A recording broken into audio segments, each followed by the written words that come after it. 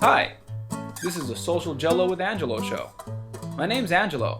I'm a social scientist, surfer, martial artist, and a whole lot of other things. Coming to you live from Kasai City, Japan, the Social Gelo with Angelo show. What's up?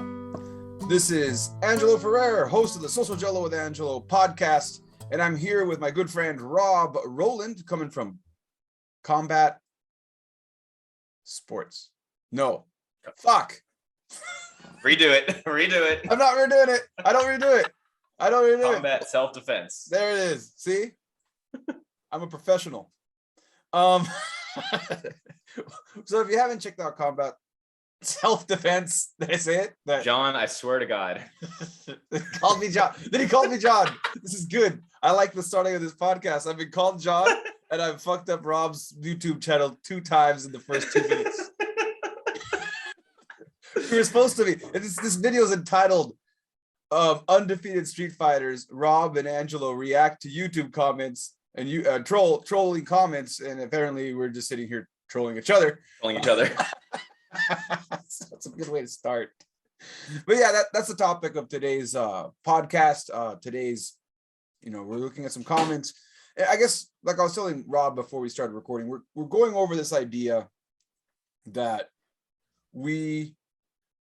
I hear him mostly because you have a more of a larger following with your YouTube channel than I do. But I get this too. We have people that come into the comments, and maybe it's because of what we do. We are Kajukenbo practitioners, and if you look up Kajukenbo, there is a very big emphasis on self-defense for the streets, and they'll say that too. Those like street self-defense. It's really in there, and for its credit,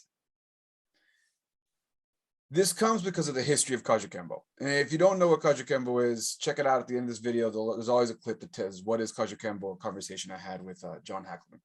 But the original founders of Kajukenbo did put together the martial art to fight people on the streets. And not trying to be all hardcore. There was no internet back then, so there was really no one to impress to say this with. So they really did. And if I look at the history and the people I've talked to, this did happen. Like people, they were brawling. His brother got stabbed. Like there's newspaper clippings of his brother, how he got stabbed and died in a street fight. So this, like, it's not like we're blowing smoke up anybody's ass when we say that Kajukenbo originally started as a street fighting art. Now, because of that though, fast forward, that was like 50 years ago. You fast forward to right now, and everybody's like talking about the streets. And now everybody from every style, from Taekwondo to, it will always have this emphasis in the streets. So why am I going on this long rant before we start talking about this? I think it's important to note that combat sports have evolved drastically since when Kajukenbo was started in 1949, 1950s to now. People don't fight the same. And training has changed a lot because of it. So that's what I want to open up with. What do you want to add to this, Rob? I think just a simple caveat that we can go over that I think is important for people to understand. So this is also a spoiler for an upcoming video of mine, is that I think there's 3 different categories of fighting that we can talk about. There's combat sports, which obviously is the most common insofar as people talk about boxing, kickboxing, jiu-jitsu, whatever, somebody's going to win based on point or a judge awarding a victory, right? Then there's military law enforcement type fighting, when it is your job to run towards and inflict violence on other people. And that's we can call that professional fighting, not in terms of combat sport, but professional, like I am paid to do this as part of enforcing jobs or defending country, whatever. Then there's self-defense. Right, then there's I'm protecting myself against the mythical crackhead who jumps out from the bushes or my drunk uncle at a party, right? These are 3 things that are very separate from each other, but related insofar as they involve violence. But what I've found in my comment section is that people like to talk about self-defense using law enforcement, military tactics, talk about combat sports by slighting self-defense. And they just they talk about one while using the arguments of the other. because if you keep moving the goalposts, then you can never be wrong. Yeah, and Uh, I think that's a great segue to my first comment. So I guess to make it, I think it would be more polite to not mention the username, right? Let's just say, let's talk about the comment itself and not gaslight the commenter. What do you think? Are we gaslighting people? Are we gaslighting people, Rob? Are we saying their usernames? Or are we just gonna, I've only done this, I did go after Darth Vapor. I'll always mention Darth Vapor, because Darth Vapor, you deserve it. But your arc with Darth Vapor is my favorite of any video you put out. This is my favorite storyline. I will not let that go. But I don't know, like the other ones, Darth Vapor deserves it, but some of these people don't. So I guess it's up to you. I'm not going to mention the for me, because he's a Kajukenbo practitioner, I'm not going to mention his username, because I do respect his opinion. I don't agree with it, but I respect it, and that's why I want to talk about it, if that's cool. And then you can mention, I'll let you do whatever you want to do. If you want to put people on blast, maybe some of your guys are more like your Darth Vapor, and you. I tell you what. How about if they're just like well-intentioned and straightforward comments? Let's not put them on blast. Let's not, get any extra attention on them they don't need. Yeah. If they happen to be particularly funny or inflammatory, let's throw their name out there. Okay. Because I get some hilarious comments that legitimately make me laugh. And in that case, I'm like, I want to give this guy some credit. But otherwise, for creativity. And yeah, exactly. All right. Okay, so let's get started here. One. So our segue coming into this is, my first comment came off of Kajukenbo Karate Line Basics. If you haven't seen the video, you can check it out here. It wasn't even like, the funny thing about this comment is if you see the video, like I'm allowed to show my own content on my own YouTube channel. So let's just see, let me just show you what they saw. And again, I didn't make this series. I never made this series for the public. Originally, it was only open to my students, because they asked me for something to remember their line basics with, right? So like, here, I'm gonna, it's just, and you can't hear anything, right? Can you hear music on your end? No, you can't hear I don't hear anything. Good. You're seeing the. I do love your Cobra Kai gi. Right? Isn't that cool? My what my seafood, one of my Sifu's black belts gave me that. Wait, no, take that back. One of my instructor's students gave the gi back to his instructor because he stopped trading, and then he gave it to me, and I was like, that's awesome, I'm gonna wear it. So yeah, there's me in a Cobra Kai gi, and I'm just going over how to do basic line basics. It's not even like a, I would say it's the least action in anything of all the videos that I've put out there. I'm sitting there explaining, okay, here's how you throw a side kick for karate style line basics for a warm up. It was nothing. I didn't even go, like, it took me 8 minutes to explain it. It's not that of a action-packed video. And this guy jumps in and says, oh, here, I'm gonna stop sharing so we go off of what we talked about earlier. This guy jumps in and he looks at the line basics, which I'd say, again, it's not showing me fighting, right? You just saw the video. It's just me explaining how to throw a technique. And he says, your form is great, but you never drop your hands when you throw a kick. And it's funny that he mentions that, because I mention it in the video when I show the kick. I say people like to kick different ways. Some people like to kick with their both hands up, Muay Thai style. Some people like to bring the hand down for more power for their kicks. And I go through this breakdown. And then he goes after the fact that I put my hands down. So after that, I respond with, it's really a preference, 20 years of combat sports, and I've never been knocked out because of putting my hand down over the kick. I've been arm barred, side kicked in the ribs, Superman punch, left hooked, clinched, and choked out, but never knocked out over the kick. That's a really important thing to note about how I did that kick. So then he comes in and he says, you're welcome. No worries. I'm referring to combat survival, not sports. There's no rules in sports. You being a Kajukenbo practitioner should know that there's rules in the rings that are not on the street. but hey, I guess it's a preference.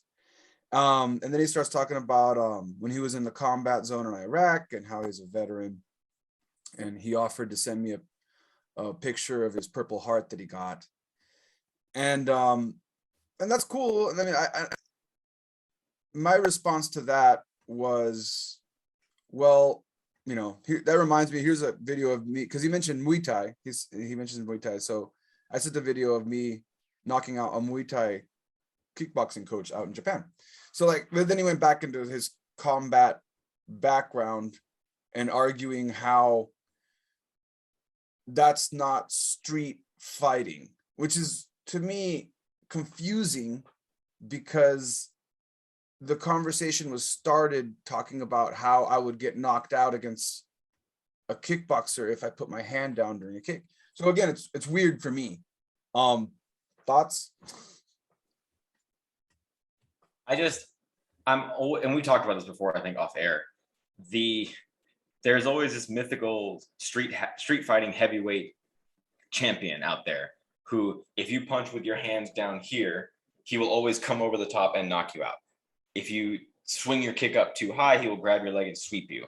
People put all this, like, it's a weird appeal to authority, saying that, you know, this works in the cage where people are trained to beat your ass. You know, they train 8 hours a day to kill another human being, you know, within rule set, versus not in the cage or not in the ring, out on the streets, where the guy you're fighting maybe only has other street fighting credentials. Like, he doesn't train professionally. He just gets drunk and fights with his friends. Somehow that guy is more dangerous than the guy who spends his entire life training to beat you up.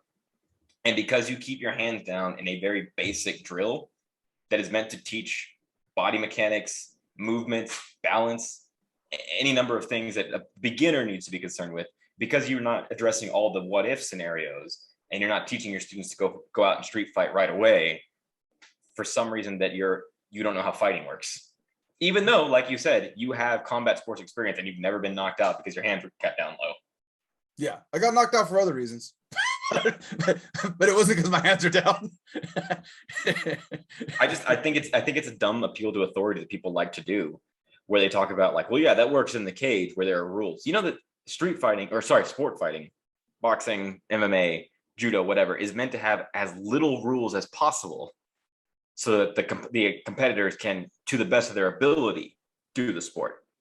Like, if there were more rules in boxing, we would see a lot less concussions. Like, there should be more rules. Like, there should be more rules to keep the athlete safe, but there's not, because they want it to look like a fight. Yeah, that's a topic of another podcast that I'd love to do. But I had a conversation with my friend who did kickboxing, and he was a professional kickboxer, and we talked about MMA and kickboxing, because he never did MMA. And my argument was that in kickboxing, in boxing and kickboxing, when you get your bell rung, they'll get you back up and give you a 10 count, right? And then it's up to you to make that decision. I'm going to go back there and fight some more. But in MMA, there's no 10 count. So the second you get your bell rung, it's really up to the referee to stop the fight immediately. So there's actually less brain damage. There's less potential brain damage in MMA than compared to boxing and kickboxing because of that one rule. But anyway, we're veering off. We're veering off as we normally do when we do podcasts. We're veering off away from our undefeated street fighters. But yeah, again, no disrespect to the person who commented that. They did mention I guess, you know, right? We talked about combat sports, and this is a veteran, and so for them, combat is a big thing, right? They actually seen combat, but I'm really careful to tread the waters of saying that what you're talking about, like you just said earlier, about your 3 sections of the 3 types of defense you're going to use. This person is using it for, I wouldn't even say self-defense at that point. You got a gun. Self-offense. Yeah, self-offense. You know, you got a gun, you got a mission, you got a completely different setting, a completely different environment that you're applying this in. So with that comes a completely different set of rules.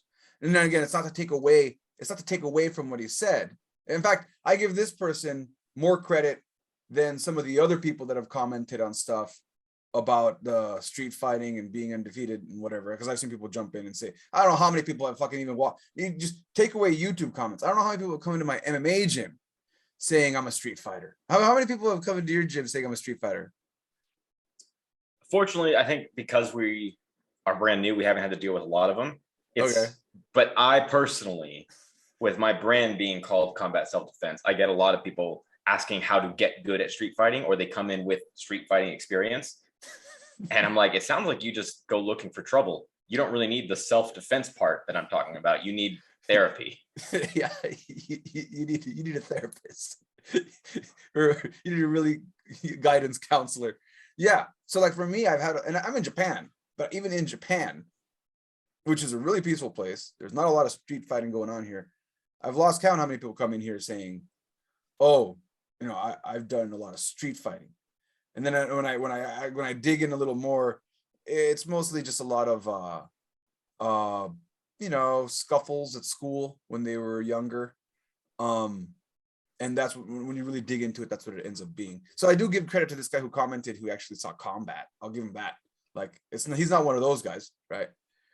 Now, here's where I come from with this, because I do have a lot of people that train with me, that want to train with me, that I talk to, that have military armed forces backgrounds. Speaking in a statistic that I don't know for sure, I think it's only like 1 out of every 10 people that go into the military end up going into a combat infantry position. And only 1 out of 10 of those end up actually going into combat. And then they're not supposed to get into hand-to-hand altercations. So like all the people that say, again, it's another appeal to authority, right? The people that say, I was in the military, we had to fight for our lives, we had to fight to protect the country. It's like, yeah, but you had to fight with weapons, and you probably didn't have to fight. The organization that you're part of did. Like, that doesn't mean you're an expert in hand-to-hand combat. Yeah. As a matter of fact, most people that do fight in the military will admit, like, no, our hand-to-hand combat is not great because it's not supposed to be. Well, yeah, that brings me to my next segue is there's a lot of military that I used to train, because they told me that what they're getting for hand-to-hand combat sucks. I had a lot of military police that saw a lot of action, and their action was mostly domestic disputes. That's what it was. Oh, and another funny thing, my friend that was an MP told me that most of the shootings, killings, fighting that happened on base was usually started over a lot of drinking and arguments over desert time. And it's funny that he mentioned his time in Iraq. This guy mentioned his time in Iraq. And again, he obviously saw combat, because he says he's got a Purple Heart. I'm just taking things by, if he's not lying, and I'm just going to say, because that happens too. You never know who you're going to find on the internet. If he's not lying, and I take this at face value, he does have a Purple Heart. He got injured, obviously, in the line of duty. I respect that. But one of the things that he mentioned, my friend who was an MP mentioned, was a lot of military guys would get into arguments with other military guys and get into fights at bars about how many tours they did in Afghanistan and Iraq. So it's like this weird, like a military culture thing to start shit with each other over how much combat they've seen too. So I guess this is going deeper into that. So let's go ahead and turn things over to you. Is there any comments that you want to bring attention to? I definitely get a lot of the military guys talking about, like, I wouldn't know what to do in the middle of Karachi, but we've already talked to death about what that. Yeah, and that's true. That's not what I'm saying. I wouldn't know what to do. That's not what I'm saying. I'll flat out say I wouldn't know what the fuck to do if you drop me in the middle of Afghanistan with an M16 and a unit. I wouldn't. Aside from saying these words, I have no idea what the fuck I'm doing. I'm not trained in that. I never said that, but I will say, and I like to stir the pot with my content. I like to get people riled up. It's a good way to get views and also open up discussion. I put out a video a couple months ago at this point, on Filipino martial arts. And, I enjoy Filipino martial arts. I think they're great. I think it's fun. I think the guys who do it like talking about fighting more than they like actually fighting. So Tracy found a couple comments of mine that they're all going to say the same thing. So I'm going to sum it up in probably the most egregious one. But every comment on this video, where ultimately all I'm saying is that you're not going to be able to stop someone's stick swinging at 1,000 miles an hour, go underneath, disarm, hit them with it 30 times, feed it to your other hand, and then flow with them and take them to the ground. That's ultimately all my video said, is that stick fighting is going to devolve into sticks clashing and then wrestling. It's not going to be, you know, Star Wars. It's just not. Apparently that was a very controversial thing to say. One of my comments that I got from someone who shall remain nameless is, imagine yourself walking down the streets of Manila and you come upon a group of guys with sticks. You will not walk away alive, because Filipino martial arts practitioners who are not Filipino romanticize Filipinos. And for some reason, if I were to go to Manila and be walking down the street and I came across a gang of thugs with sticks, they would all want to fight me, and I would not walk away from that altercation. You know where else I wouldn't walk away from that altercation? Literally anywhere else on the planet.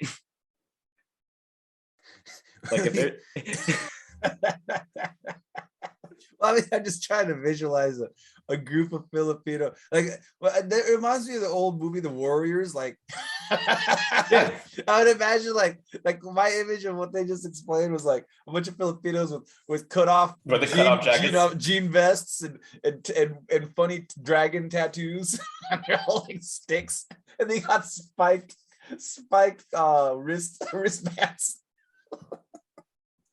For me, I'm like, you're really insulting Filipinos that they would just like see another guy that looks vaguely Filipino and be like, we should beat the fuck out of that guy. Maybe they saw your YouTube video. Yeah, maybe. But I'm like, dude, the reason the human being invented weapons is because we aren't naturally good at using our hands. So we pick up something else to get more violent with. That's just, a toddler with a stick is more dangerous than a fully trained adult. Like, that's just true. So if you multiply numbers and they all have sticks, then yeah, you're going to get your ass beat, whether you're in Manila, whether you're in France, whether you're in, it doesn't matter. Sticks and numbers will always outbeat not sticks and not numbers. And so I'm stymied by the people that's like, I've gotten so many threats. This is the thing. This is what drives me crazy about Filipino martial arts practitioners. They always challenge me to fight someone who's not them. I've gotten dozens of comments where it's like, why don't you go fight XYZ person who also has no fight record and has never killed anybody, but they swing their stick real good on Instagram. Dozens of comments like, fight this imaginary person, not me, even though I'm defending my martial art right now. You can't fight me. You have to fight the great grandmaster. I've gotten Dagmar Kaida a few times. I've gotten threatened to fight him, who Dagmar Kaida has laughed at my comments on his Instagram, so I don't think he's going to want to fight me. And Bobby Taboada, who is 89 years old right now. And I'm like, why would I fight an 89-year-old man for any reason? For glory. for the street fighting. For glory, for honor. Oh, man.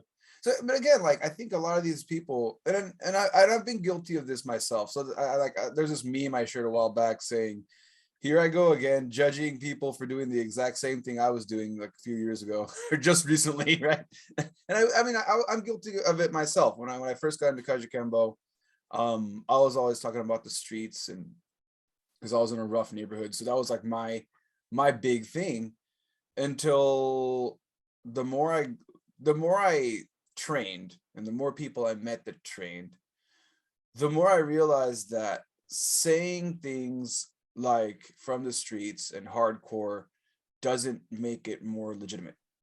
That's if anything, and I think that's one thing I'd like, that was one of the main points of this podcast and this video for anybody watching, is I'm always addressing this, is the differences in the generations, right? So where previous generations saying it was from the street was a way to appeal to a prospective student, what I see happening now in this current generation is saying it's from the street doesn't actually appeal to this new generation of potential students coming in that are watching combat sports, because we're kind of living in a new era where you can actually, like you said, you can see fight records. It's not like before you can see fight records of a boxer, maybe a kickboxer. But if you did martial arts, and when I first started doing Kajukenbo 20 years back, and already Kajukenbo guys were doing MMA at that point.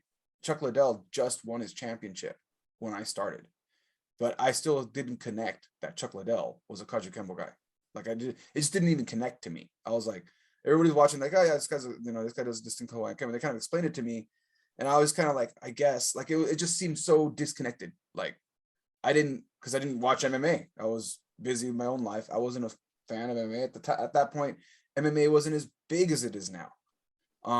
The fighters were still fighting for, there was, that was before Dana took over. So like there was a lot of stuff that to me was hard to understand what was going on as far as the MMA world and what that had to do with what we were doing.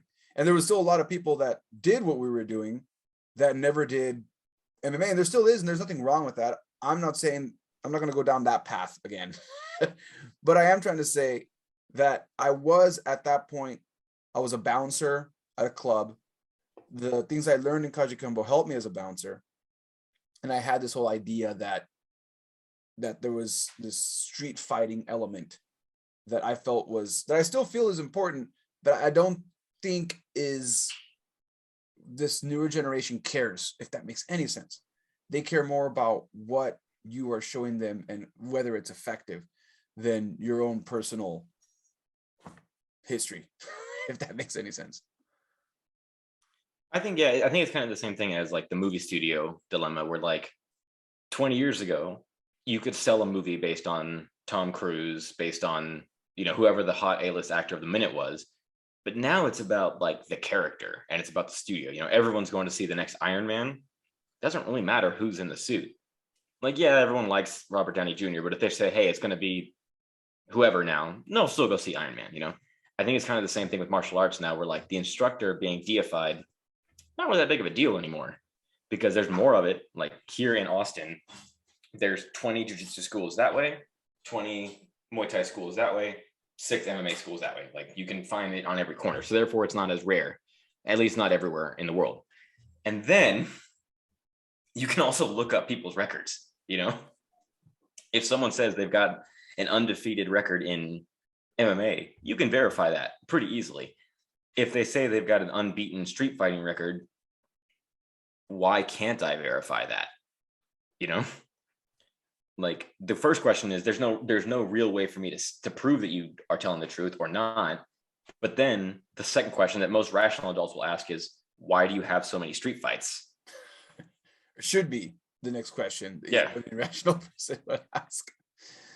So, but I think deifying the record of your instructor or your school is it's kind of irrelevant now. And even though I agree with you that there is a component to street fighting, or to, I should say, non-consensual fighting elements that are ignored in sport fighting, I think those are much smaller than most people think they are.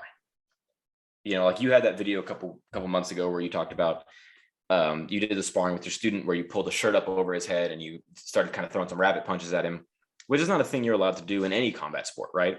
But it is a thing that could happen in a hockey fight. That's an element that can happen. But ultimately, what you're doing is not unlike when you're playing judo and someone grabs your belt and hikes you over before they throw you. Like, it's not that different from it. So it's like, yes, it's a gap, but it's not that big of a gap.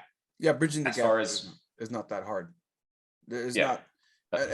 And then, and that brings me to the other comment. So a while back, I did a jujitsu instructional about how to pass guard from close guard. And somebody jumped into the comment section and said, "Come on, you're a Kajukenbo practitioner. Where's my growing stomp? Where's my ear pull? And I don't understand how you're gonna pass guard this way." And again, it just brought back to the attention of, you can always add that. You can always escalate. There's no like, once you have a base of, hey, this is how I can pass guard, and I can practice this. Here's the other problem. And I addressed that in another video. I made another instructional. I made fun of the guy in the video. After that, if you want, you can bite him in the face, and then you won't have anyone that will want to practice with you next week, because You know, so like Hit somebody in the face. Yeah, because you hit him in the face. Or I dare you to go to a jiu-jitsu school and kick someone in the groin while trying to pass guard. Because if they do allow you to do it, something really bad is coming. Something really bad. If for some reason they don't complain and you continue the match, something really bad is coming. Most likely, though, they'll stop you right then and there. You won't be able to practice there anymore. It's that simple. Like, you won't be able to drill it. And the problem with not being able to drill something is you'll still be left with whether or not it really works. You won't know. It might not. But you know for sure if you do this technique without the growing hit and you can drill that over and over again, you can get really good at that. And you can always add a shot to the growing in a different situation. Like you said earlier, you can always escalate it. It's not outside of the realm of possibilities if you wanted to bring that quote unquote undefeated street fighting element. But that's the issue that go ahead. That's the issue that I run into with Schrodinger's self-defense, where techniques are too dangerous to practice, but they're so dangerous they absolutely work. It's like, how can you possibly know that? Krav Maga, exactly. I got myself a Krav Maga practitioner right here. Hello. Sorry. Not anymore.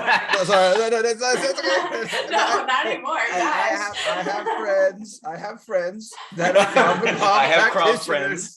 Okay. They have like I used to say like I'm Puerto Rican. I have a white friend, you know, white folks. I have a black friend. I have a Krav Maga friend. You know, they exist. I don't have any problem with them.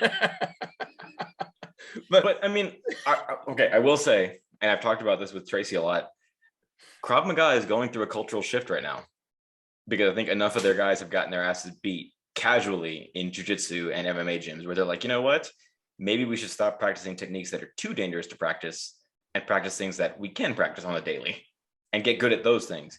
Because if you can punch somebody in the nose 100 times a day with relative accuracy, you can then also poke them in the eyes pretty much with relative accuracy. You know, it's not that big of a leap to go from closed fist to the nose to thumb to the eye. But if you can't punch someone in the nose, you definitely can't poke them in the eye. You know, striking translates no matter what the implement is. But if you focus on, I'm just going to go here, rip the groin, sweep the legs, you know, re-stomp the groin, walk away. That works in theory, or that works when your guy is standing there, but that doesn't work in real life. And if you can't pull it off in sparring, then you know that it doesn't work in real life. You're just eluding yourself. Yeah. And I guess that's where it gets. Oh, go ahead. You have another comment? Yes, we just pulled one up kind of along that same line. This is, so as you know, I piss off the entire Kempo world with my Kempo video last year. I still get comments on it every single day. I don't hate Kempo. I just think they're unrealistic in what they do. But here's my comment. Here's my favorite, one of my favorite comments. This is again emblematic of most of the comments on that video. I personally use Kempo techniques to defend myself. It works. It takes years to actually be able to use it in a fight, but once you get there, it's an awesome feeling. It's an awesome feeling. And I respond to him, I say, you use the entirety of a Kempo technique, or you use movements that can be found in virtually all martial arts.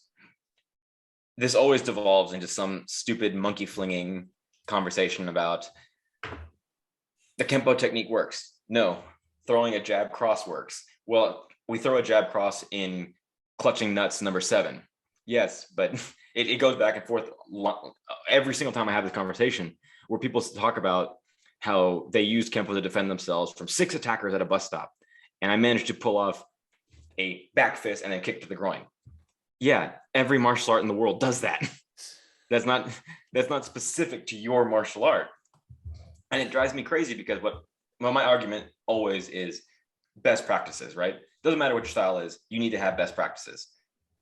If we know the most effective way to learn fighting is to practice a jab or a cross or, you know, a clinch or a back fist in isolation, we should do that in isolation rather than putting it in a, not to diss one of our other videos where we did a 12-step combination, but you shouldn't be doing it as a 12-step combination. Now I will say it's fun to do. It's fun to do for a YouTube project, you know? Yeah. My issue with Kempo is always that they say like doing these 13 movements is a self-defense movement, is a thing you can do like when you're being attacked, and not just practicing a sequence of things you need to know how to do. You know, it's. And I think again, it's not that we're shitting on an art. Look, like so, like I said earlier, like I jokingly said Krav Maga, and then right now you mentioned Kempo, and I'll mention real quick Kyle Rozovsky. If you haven't seen the interview, it's here. It's before I used to do video interviews, so you'd have to put up with just the audio. But Kyle Rozovsky is a championship MMA fighter coming out of China, and now he's also coached guys in the UFC.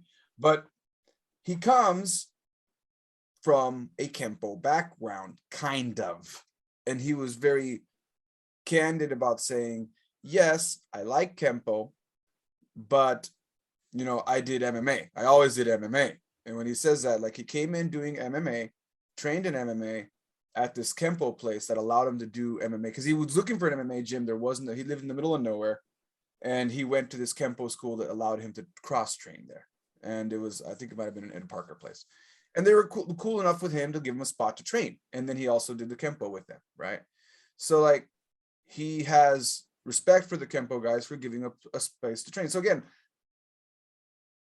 we say this because we're martial artists, right?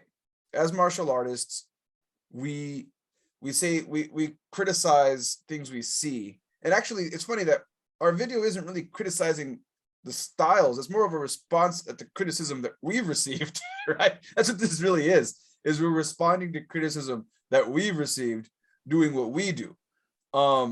Me personally, I've tried my best not to shit on other arts, mostly because I do Kajukenbo. It's in the acronym: Karate, Jiu-Jitsu, Kem for Kempo, and Kung Fu, and Bo for boxing and kickboxing. So there's really, for me, in that acronym, there's not a lot of room for me to be like, oh, well, I don't like this, right? Or I think this sucks, because most likely somewhere in my practice, it's there. I'm just not a stylist. So I don't have a what's the word I'm looking for? I'm not married. Bias. Yeah, bias. Yeah, I don't have a bias towards even the very thing I do. I'm not even biased towards Kajukenbo. I'm not one of those people that a Kajukenbo guy steps into a ring and is like, oh, he's gonna win. He's a Kajukenbo guy. I don't know who's gonna win. Like, I hope he does. But I hope he does. He's part of my Ohana. I hope he wins. But I mean, just to shout him out right now, Bobby Ceronio is kicking ass in Bellator. I'm super happy with that. He's a Kajukenbo guy, right? Yeah. Yeah. But you know who I love to see? I hate to say this out loud. You know who I love to see when he loses? Sage Northcutt. Can't stand that guy. Another Kajukenbo guy.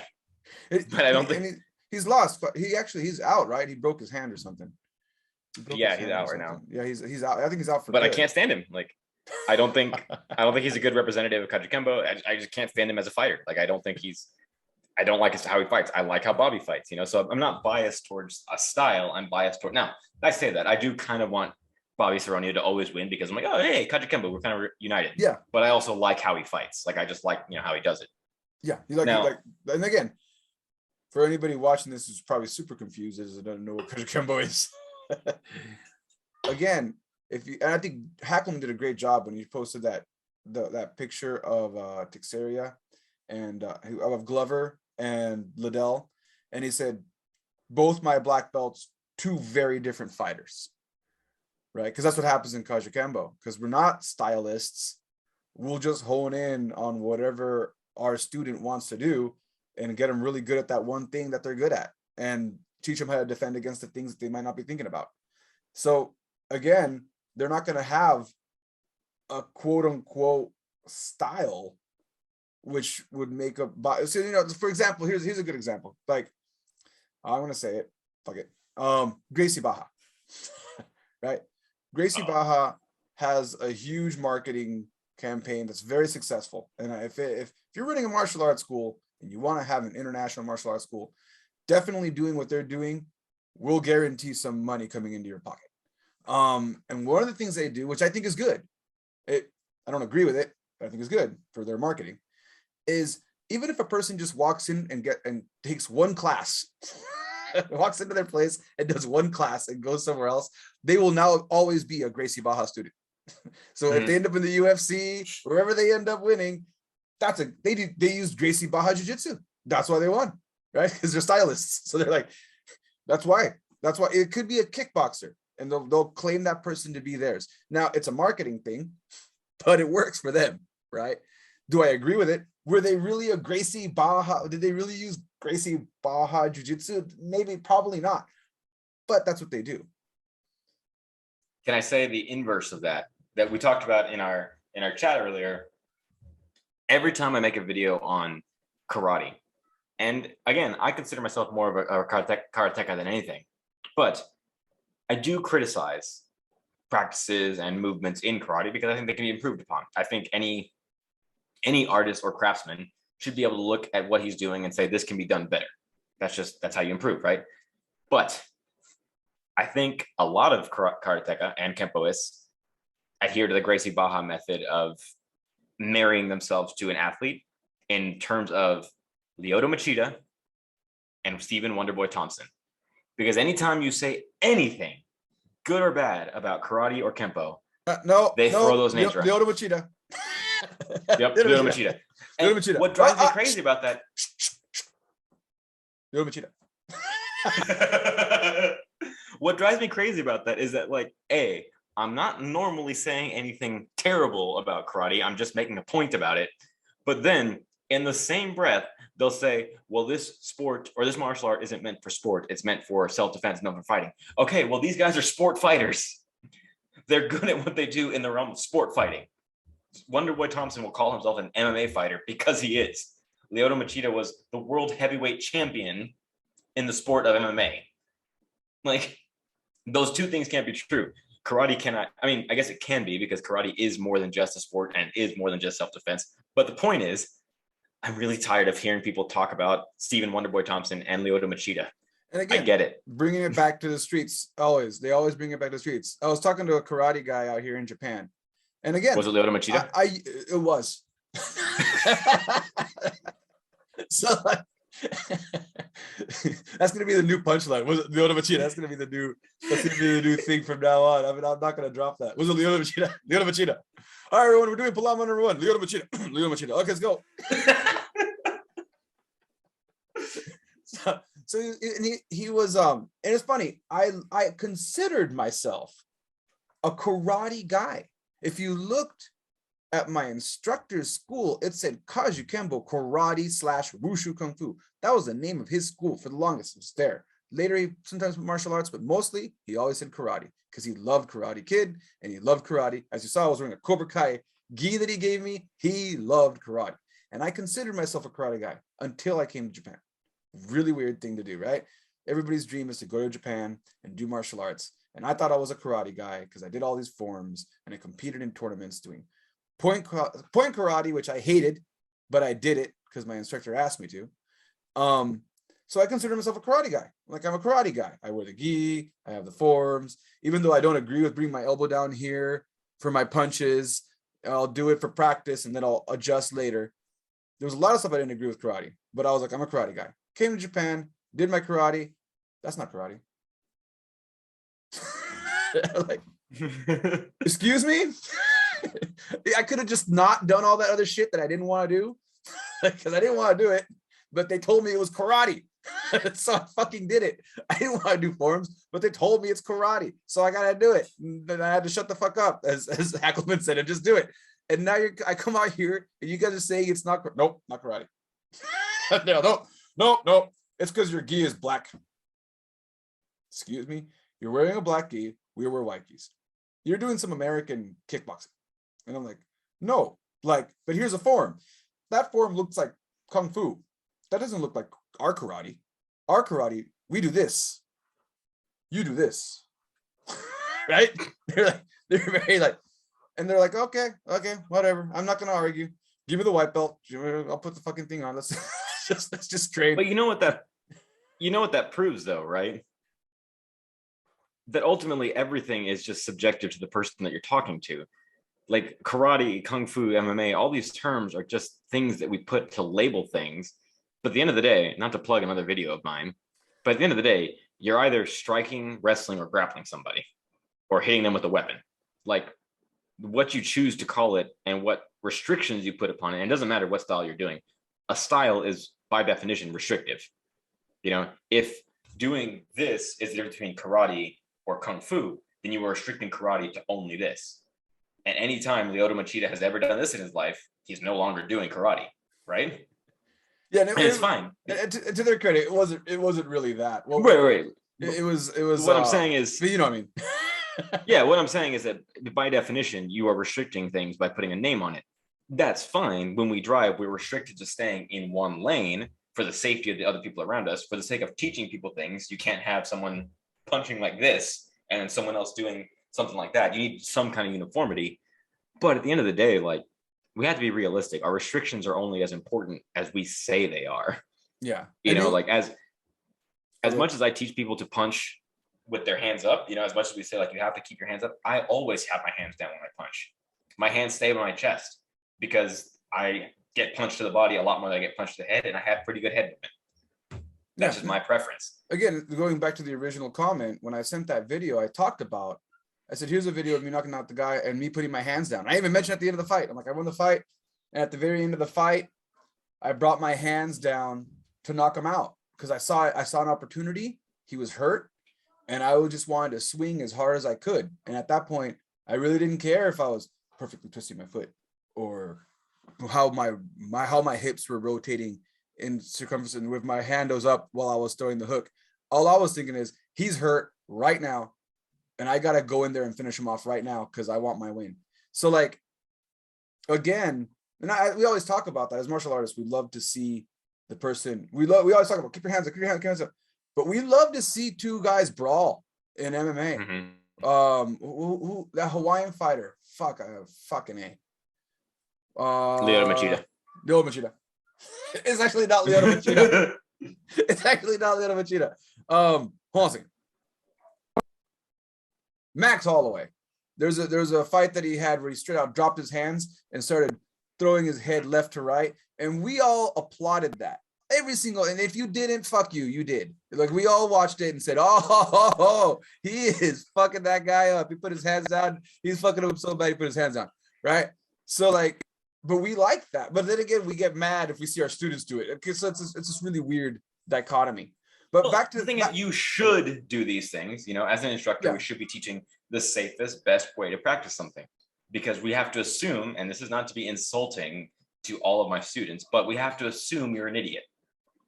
We have to assume you have terrible fighting instincts, and we need to, the best of our ability, fill your head with information that will keep you safe and alive. Yeah. If you realize that, hey, I do just as well with my hands down as I do with them up, all right, fine, then keep them down. But until you prove that, if you keep getting punched in the head, put your hands back up. And even then, you're going to bring your hands up, right? Like, if you train long enough and you're doing resistance sparring, even if you do like to keep your hands down, as soon as someone starts punching you in the face too many times, okay, well, you have two choices. You can continue to keep your hands down and get hit in the face, or you're going to bring your hands up. But again, we're digressing. So going back to the street fighting element, the same people that said I didn't do karate, when I started doing, I came to them for kickboxing, for my kickboxing coaching. And then when I started getting more into MMA out in Japan, when I came back to MMA, because I left MMA and I came back to MMA because my students were pushing me to fight again. But when I came back to MMA, that kickboxing place really got upset. Like, they were okay, not upset, but they really started being like, oh, grappling is gay and we don't like it, you know. And I was trying to like figure this out, because I'm like, wait a second, guys, y'all are doing kickboxing. So clinching someone while standing doesn't question your sexuality. But if I'm now clinching you on the ground, suddenly I want to stick my dick in your ass. Is that what we're doing here? Like, is that where we're going with this? And they were like, okay, so that's what he said to me. I'm like, all right, cool. How's this? Let's try it. I mean, let's try it. Let's try it. We're going to do what I call Kajukenbo sparring, where it's MMA rules and you can do whatever it is you want. I'm not going to, you want to grab my shirt? You want to try to poke me in the eye? You can do whatever you want. Okay. And I'm just going to stick to MMA rules where I don't do that stuff. I'm just going to stick to MMA rules where I'm just going to hold you. Maybe I'll just hold you down. Maybe I'll submit you, but I'm not going to fight dirty, but you can. Okay. Go for it. You want to do a groin strike? You can. He's like, all right, let's go. So we went in the ring, and immediately he comes, he's already scared of me. We were both the same size. So it wasn't like a size difference thing. Like, we were both, I was cut down in weight because I was getting ready for an MMA match, and he was up in weight because he didn't want to cut weight for anything. So he was probably outweighed me. So he was probably at 175, 180, and I was at 169. And Nice. he immediately, I hit him with a side kick in the very beginning of the match. He flies to the end of the ring. He gets on the ropes, and then he clinches with me. So I clinch with him, and I take him down onto the ground, immediately take his back and choke him out. And it was just that for 3 minutes. And when we, and like he was saying, like, and then they gave me the most ridiculous advice. They're like, well, if someone tries to grapple you or tries to shoot in on you, you can knee him in the face. And I told him in the middle of the match, I'm like, try to knee me in the face when I come down and try to double leg take. I'm gonna shoot on you right now. Okay, ready? And boom, and he tried to do it to the ground and back and rinse and repeat. Take his back, choke him out. Take his back, choke him out. Take his back, choke him out. So, and again, I say this kind of shit, and then it sounds like I'm being an asshole again. Did you give me the signal? Are you giving me the asshole signal? Did you give me the signal? Sounds like I'm being an arrogant asshole again. This isn't a gloat about me beating some no-named karateka in the middle of Japan, in the middle of a fucking rice field, because they literally have their kickboxing gym in the middle of a fucking rice field. This isn't. That's pretty cool. It is pretty cool. Not to diss him in any way, but again, he felt that MMA wasn't taking away from the street fighting capabilities of his karate. And that's just what it looked like. And again, now I look like the guys we talked about. I don't have any footage of that. I think I have some footage somewhere on Instagram of me Here's the thing. I do have a footage of me side kicking that guy to the ground. I do have that somewhere. Here's the thing though. You don't have to have footage of you doing that specific scenario, because that scenario has played out thousands of times on YouTube and on Instagram, where it's like arrogant street fighter walks into MMA gym, says he can beat them all, and then it gets choked out in 20 seconds. Like that constantly happens. Well, the inverse does not happen. You know, I'm definitely a bad guy in this situation though, because that's their gym. I'm right. American from another country saying, "Oh, I'm not doing real karate." Fuck you up. So okay, let's be a little realistic. Case, I was being an asshole. I was being a little bit of an asshole in that situation. I was being a little bit of an asshole, and we're still friends. I will say that we are still friends. Shout out to Honda Sensei. Going back to what you said about them saying that grappling on the ground is gay, and that, you know, as soon as you hug another man on the floor, you want to stick your dick in his ass. Maybe. I'll just say maybe. Okay, maybe that's true. If you find yourself in a situation where some asshole American shows up at your gym and takes you to the ground, aren't you better served knowing how to grapple so that he doesn't do that to you? He's so lucky I want to stick my dick in his butt. That's what I'm saying. Like, even if that's what you think, if you could be proven that when someone takes you to the ground, you don't know fuck about shit, maybe you should learn how to defend yourself, because this could happen. Angelo could show up at your gym and take you to the ground and just be like, it's clobbering time. Oh, man. Oh, I'm such a fucking asshole. I hate myself. All right. So I think that's a great way to end the podcast. I'm an asshole. Rob has a great channel. Go ahead. We have one more comment I do want to read. Oh, yeah. Cracked me up. No, okay. Tracy, you saw that one pulled up? Uh-oh. Oh, she's new at producing podcasts. I asked her to do this job and she failed at it. No, it's all good. What was it? Come on. Here. All right. This is one of my favorite comments because it's exactly what we've been talking about this whole podcast. Want to make a bet? My teachers in JKD teach a version that is so nasty, so effective, so brutal that I wouldn't even think about using it unless the situation was deadly, and nothing less than that. True fear is the only thing that can tell whether someone goes off or not. It's simple science. A puncher, a wrestler, both get hurt real bad with Wing Chun and JKD. Reason being is structure, because we push you away by the Adam's apple and solo. You aren't getting out of it. And so I respond, how do you know it works if you can't practice it for real? And he says, well, I could show anybody. Lyoto Machida. And I don't know if this is satire. I have to assume it's not, because the guy's name is like JKD for life, suck my dick, I am Bruce Lee. Really?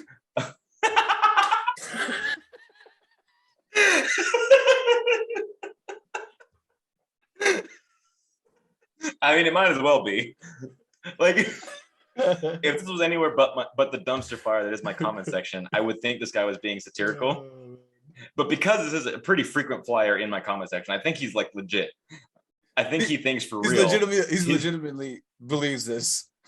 He's not like, sure if he's legit, but he's legitimately does believe this. He legitimately believes it. The thing that he's practicing is so deadly, he can't even practice it. Like he can't even kind of practice. He can't even pantomime practicing it, but he knows it works. Instead of practicing, he just drinks a beer and thinks about how deadly it is because it's just too deadly. Forget it. I was gonna train it, but it's just too deadly. I'm just gonna drink beer because I don't want to hurt anyone. The world's safe. Like, honestly, everyone is safer if I just stay home and drink beer. You know what? That's probably true, though. If you genuinely believe that about yourself, that's probably true. Probably true. The world is safer, and you are too. You are much safer for having. You are stayed definitely home, trust me. much safer for staying home and drinking beer than going out there and doing that. Well, I imagine that guy showing up to my gym to fight me and just like taking the pose, getting ready to dim mock me, and then I just take him to the ground, pin him down, take his pants off, and fuck him in the butt. Yeah, stick it in his butt. That's Leota Machida. That's and we're off YouTube just like that. I think we're way far away. Well, I think he's a street fighter. I think you brought it back to street fighting. Yeah, but it's true. These stories are all true. That's the whole thing. That is the whole thing. As much as we laugh about it, yes, a karate guy in Japan thought I wanted to stick my dick in his butt because I wanted to grapple. And yes, he thought that street fighting was ultimately karate and it would be undefeated. And luckily, none of that happened. I mean, as far as the, sexuality stuff, then none of that happened and everything was good. Yoli Machida. Yeah, so so I think we're going to call it a wrap here, folks. Rob, anything you want to, I know you're doing some shameless plugs here and there, but anything you want to plug at the end? Not for myself, since like you said, we've been plugging my stuff, but we do need to talk about the Pit Kajukenbo Ohana. Oh yeah, which both of us have been instrumental in developing. You more so than me, I do have to say. I just share whatever Hackleman puts out there. But I mean, we've been trying for the last couple months and really the last couple decades to grow Kajukenbo as a group. And I think Hackleman came up with the right solution, that we're just not unified in, we keep everything secret, Yes. It's less that we don't have a shared curriculum and more that people just keep their own curriculum secret. They don't share with each other. If you're not doing my Kajukenbo, you're not doing Kajukenbo. Whereas Hackleman was like, you don't have to do what I'm doing, but I want to show you what I'm doing. Yeah. And if you want to use it, you can. And that's what the Pit Kajukenbo Ohana is. So if you're interested in that, you don't have to be a Kajukenbo practitioner, although it would help. You can find us on Facebook. Just submit the request and we will add you in, since Angelo and I are both admins. Yeah. Hackleman is too, but I don't think he does anything. And he's a busy guy. Yeah. Someone asked me the other day, my instructor asked me, he's like, are you running, like, was it your idea for the Pit Kajukenbo Ohana page? And I will flat out say, no, it wasn't. It was not my idea. Hackleman approached me, said he wanted to start this project, that he wanted to unite Kajukenbo, and he called it Ohana, as he mentioned in another video. He wanted to make it Ohana, which means family in Hawaiian. And he wanted to expand that not just to Kajukenbo practitioners, as Rob mentioned, but to anyone who's interested in martial arts and just sharing what they do with no criticism. Because that's what we do, is we share what we're doing or our opinion about something, and we don't tear each other down. And that's it. That's all it really is. So if you want to jump on in there, send a friend request and have at it. One thing I do want to mention to some people that were mentioning earlier, we do have a little bit of a moderation process for the comments coming in, because a bunch of people immediately stole our logo and tried to sell stolen swag. so like, because of that, we don't moderate what's being said, but it does take us a little minute sometimes to post your comment up. If you have any problems, let us know. All right. Fill out the questionnaire, because I love saying no. Yeah, just fill out the questionnaire, because we will get, That's the only thing we say, just to make sure that you're not a bot. We do ask you a few questions and just answer them honestly. We don't care whether or not you have a black belt even. Just answer them honestly. And you can come on in. All right. After a 45-minute, almost hour podcast, I love to remind people to subscribe to my channel and to hit that like button and notifications if you stuck around that long. And thanks a lot. We'll catch you all next time. Peace. See y'all.